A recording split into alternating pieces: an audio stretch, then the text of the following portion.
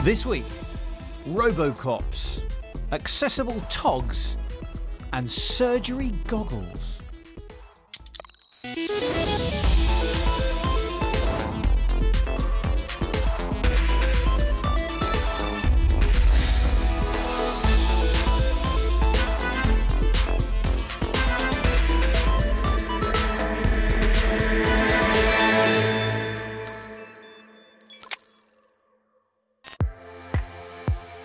Welcome to Dubai, the desert kingdom where there's no such thing as too much.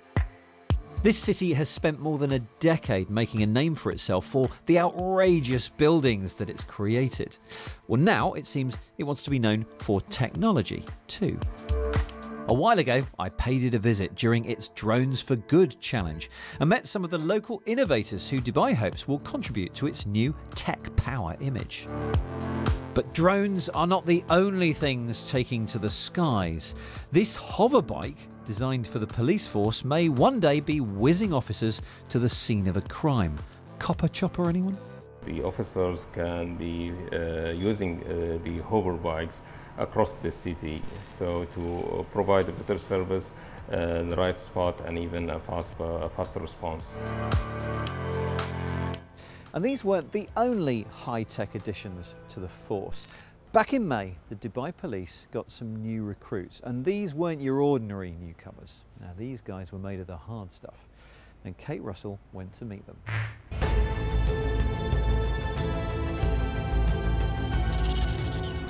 Like so much of Dubai's over-the-top ambition, the police force wants to be seen using the latest crime prediction and surveillance technology to watch over the people. We have our cameras, our drones, our reports. We are going to live in science fiction movies. Artificial intelligence-based predictive crime systems, autonomous patrol vehicles, and unmanned police stations are just a few of their futuristic initiatives. I am a humanoid service robot. Planned to be built in all of Dubai's neighbourhoods are the world's first smart police stations, which will be completely unstaffed. Citizens can pop in for a safe driving lesson, a quick coffee, or even to report crimes. They can also meet Dubai's own Robocop. I am the latest incorporation to Dubai's police department. But unlike the movies, hello, he'll kill you with kindness. You have really pretty eyes. I think I'm getting hit on by a robot. Do you think I'm beautiful? Yes, I love talking with you. Thank you. You are absolutely astoundingly gorgeous, and it's the least interesting thing about you. Oh! My sensors detect a paparazzi among us. Guess who it is? It's him. Flirting aside, the head of artificial intelligence for Dubai Police sees the future with AI and robotics very much at its heart. Behind it is the artificial intelligence, so it can see you, it has a facial recognition, so it can identify the person in front of him and send all the live feeding to the command and control system. We do have a project, what we call it Dubai Eye, where we have integrated all the CCTV cameras across the city. And on top of that, you're going to build a smart system where it has a facial recognition. It's so difficult to monitor more than 10,000 cameras in the city. So we have an intelligence system where we can analyze a live feeding from those cameras and can predict also, and it can identify all kinds of activities, especially the wanted people. Although this unmanned facility currently still needs a human on conference call when it comes to reporting a crime. So I would like to report a crime. There is a robot here and he's stolen my heart. He stole your cup? My heart. Your heart, huh? Yeah.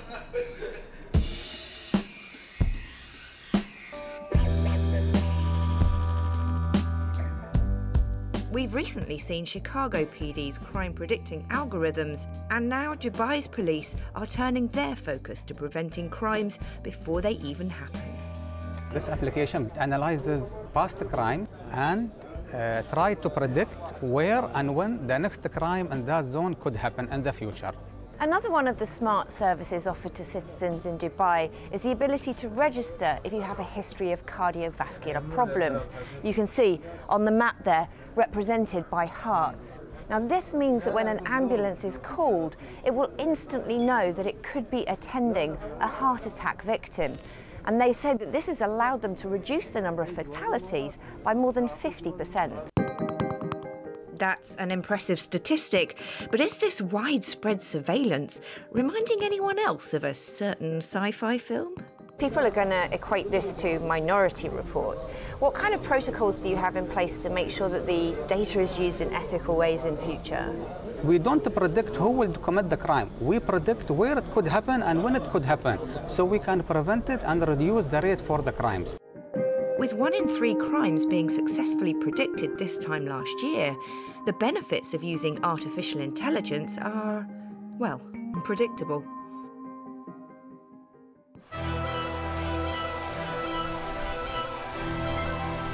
What's more surprising is that the drone team here in Dubai would like to see it taken even further. They believe they can use drones to spot a potential criminal by analysing a person's vital signs. The drone operator at the command and control can select a target and the camera will automatically lock on that target. Using some different sensors, we can identify person's blood pressure, temperature. The weather itself can all play a role in the person committing a crime. You can predict if the person is willing to commit a crime or a terrorist attack or something.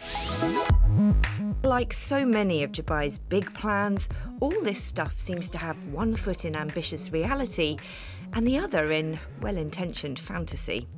It's a place worth keeping an eye on, though, and you can be very sure they'll be keeping an eye on us.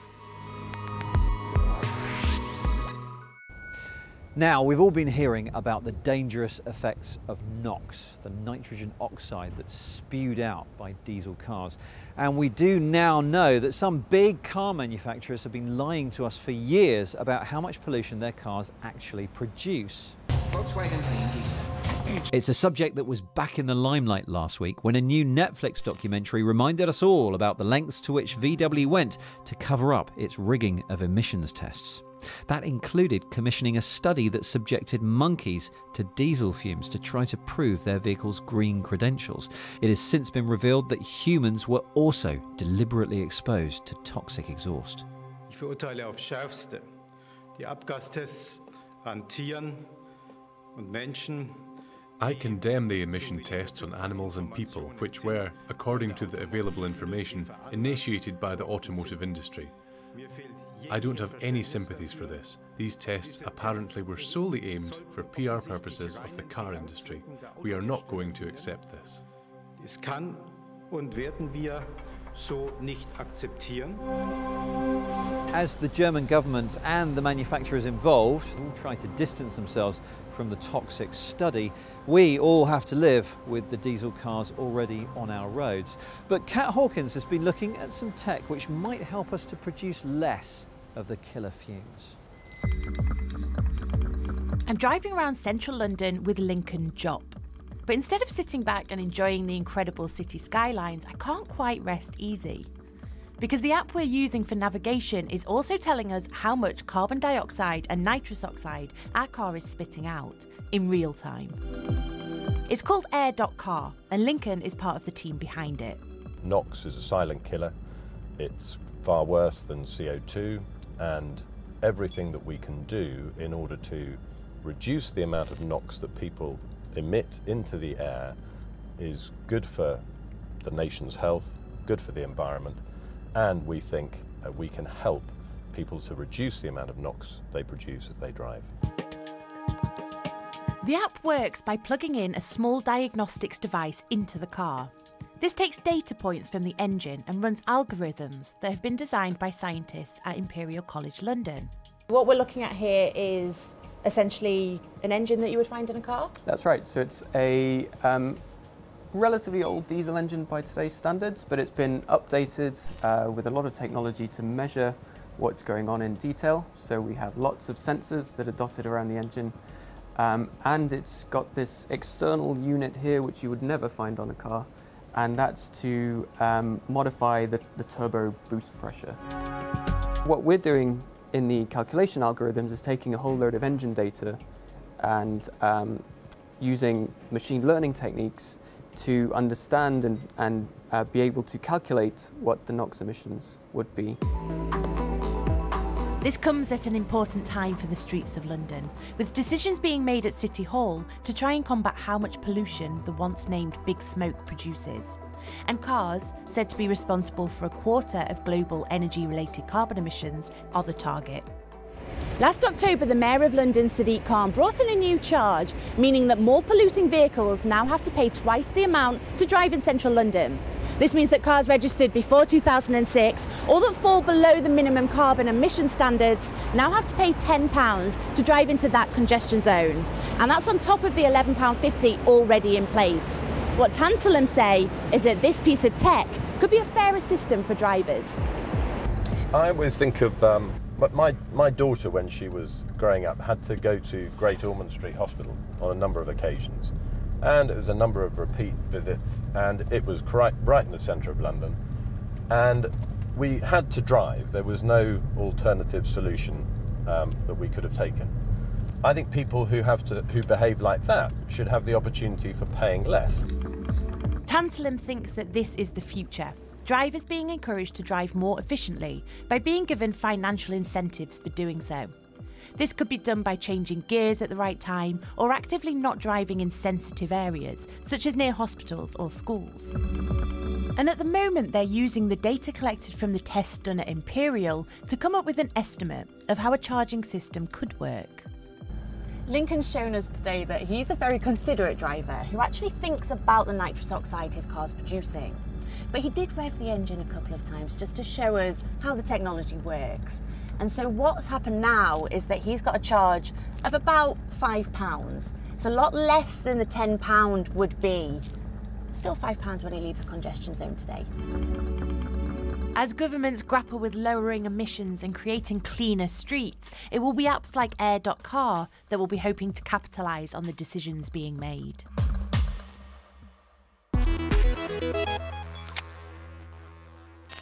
Hello and welcome to the Week in Tech.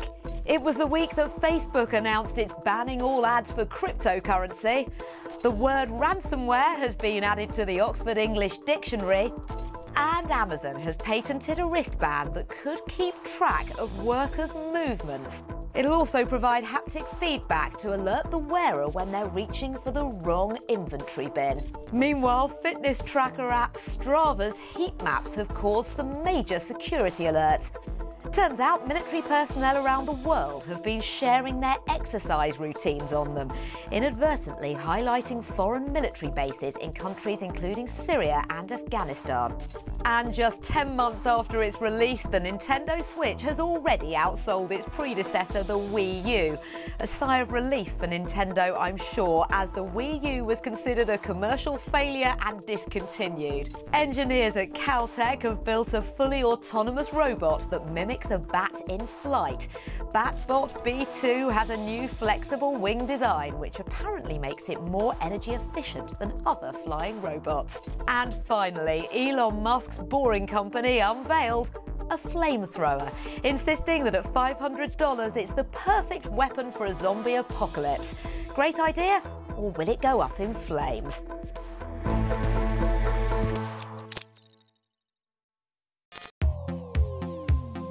Now, Fashion Week season is upon us. New York next week will kickstart the most important month in a fashionista's calendar, as I well know.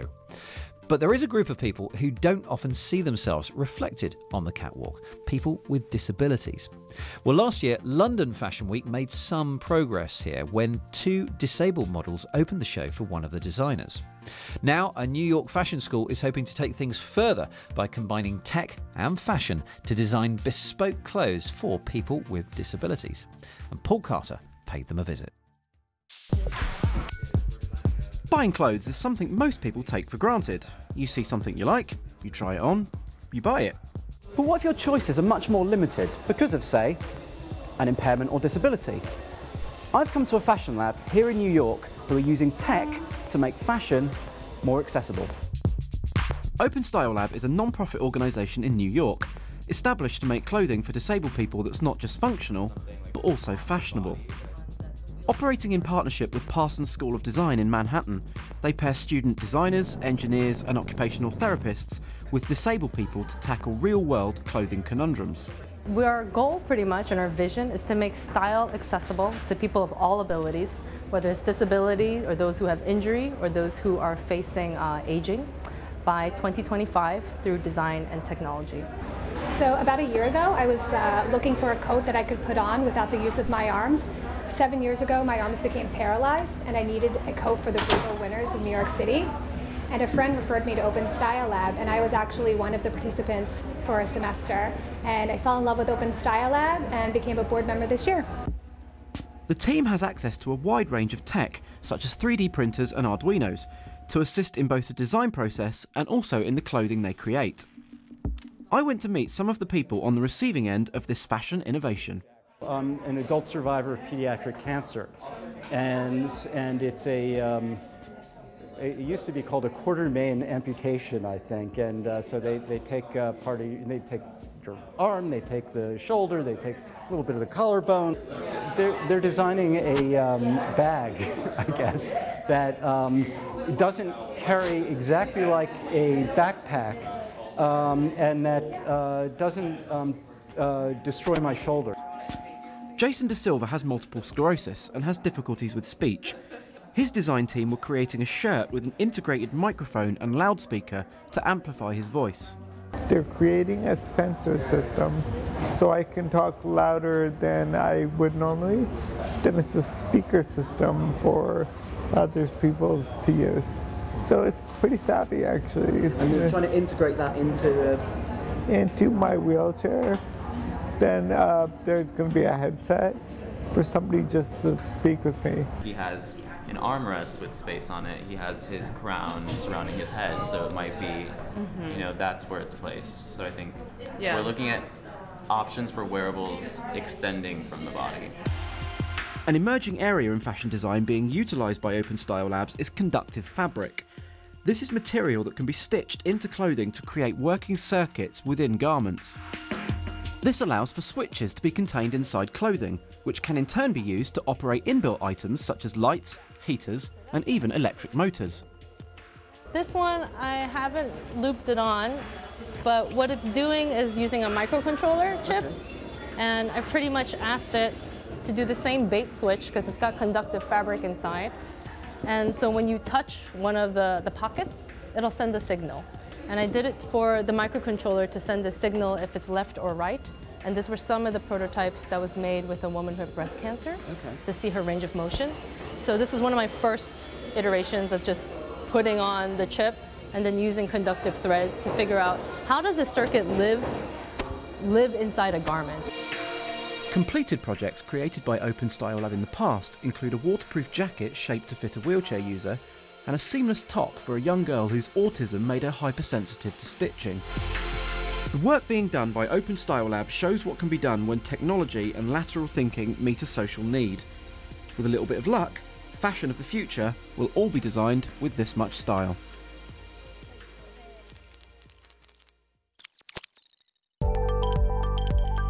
The trend for home monitoring devices to help us feel safe as houses has evolved over the past couple of years.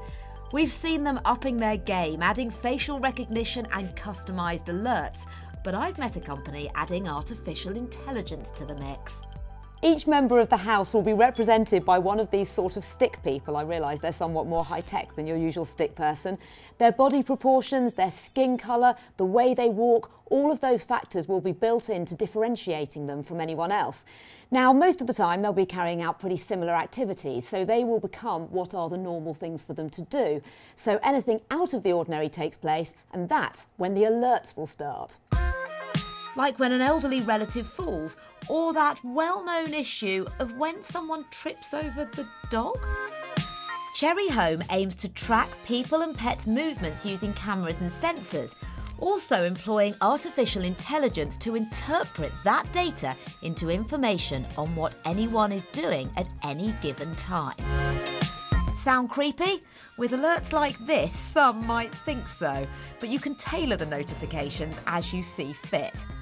From there, the homeowner can select who is going to receive the alerts through the app. Now, there's a choice as to whether you want to be able to see video of this sort of movement all the time, whether you want to just see that in some rooms and not in others, or whether you only want to receive an alert when something's actually happened. But is this really what people want? We initially provided a lot of information, but it ended when we lost one of our test customers. They didn't want to continue after we told a husband something about the wife or vice versa. So we learned the hard way that it is a bad idea to get into the couple's relationship. So instead of helping husbands care about wives or wives care about husbands, we help both of them care about whom they normally care, like kids, pets, and parents. So if this software can identify people and what they're doing, then it could prove useful for controlling the smart home. To start with though, checking all is well in your house but not spying on your partner seems to be a reasonable place to start.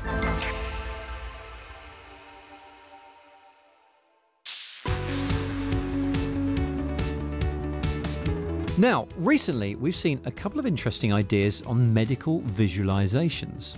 One was a pill-sized sensor which can be swallowed and gives real-time information on the gas content of your digestive system. Excuse me. And 2 years ago, I watched the world's first VR surgery where medical students were invited to observe the operation in action remotely. The main selling point of this immersive virtual reality is that it puts you into places that you would rarely get the chance to experience. Unless you're scrubbed into the surgery, you're not actually going to be touching the patient, so you end up kind of like standing at the far end of the room, kind of looking in over the surgeon's shoulder. Whereas with this, you're kind of looking on top of the patient, like you could actually see what the surgeon's doing and what he's kind of, getting into. Since then, surgeon in charge Shafi Ahmed has moved on to using Microsoft's HoloLens. The other surgeons joining appear as these blue avatars in the theatre, and the data from the patient's scans is also overlaid, allowing them to consult on the operation. And researchers at Imperial College London are also looking at VR, this time to enhance a surgeon's ability to visualise some of the harder to perform operations. The team used medical scan results to create visualizations of bones, blood vessels and muscles. Surgeons wearing headsets can then see these visuals overlaid on the patient in the operating theatre. The first time I used this device, to be honest, it blew me away really. It is an extraordinary new way of seeing the world around you and interacting with the world. We were acutely aware of wearing the headset. It is quite a heavy device to use for very long periods of time. So some of the feedback we've had is that maybe we would use this device just for selective components of the surgery. You don't need to wear it all of the time, but it might be there's that one moment where you need that level of precision. At the moment, the technology is still being trialled in research hospitals. The hope is this sort of visualization tech will improve a surgeon's overall precision and the patient's recovery times.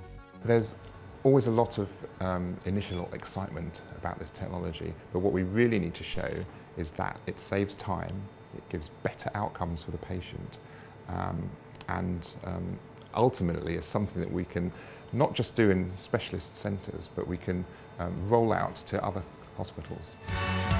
And you can check out our website and Facebook page for more short films on new tech.